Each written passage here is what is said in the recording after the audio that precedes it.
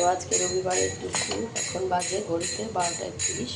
কচুরলতি দেখো আমি হলুদ দিয়ে সেদ্ধ করে নিয়েছি, এদিকে চিচিঙ্গা সেদ্ধ করে নিয়েছি। রান্না হবে কচুরলতি চিংড়ি মাছ দিয়ে। এই দেখো চিংড়ি মাছ, এই যে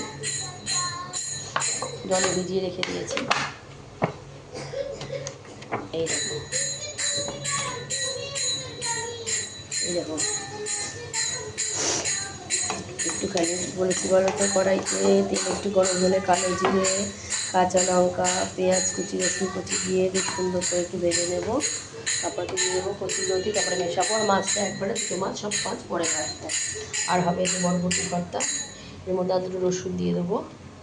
আর এই রসুন রয়েছে, গলে গেছে, সেদ্ধ দিয়েছিলাম তো, কাঁচা দুটো দিয়ে দিই। আর এটা আলুর চোখা হবে, যেহেতু এই রান্নাগুলো একটু ঝাল ঝাল হবে, তো মাম্মা আমি একটু আলুর চোখা দিয়ে খাবে। আর দুটো তিনটে চিংড়ি মাছ ওকে একটুখানি ভেজে দেবো পেঁয়াজ দিয়ে, ওটাই হবে ওর লাঞ্চ। এগুলো একটু একটু খাবে যদি খেতে পারে। তো চলো বন্ধুরা, দেখতে থাকো।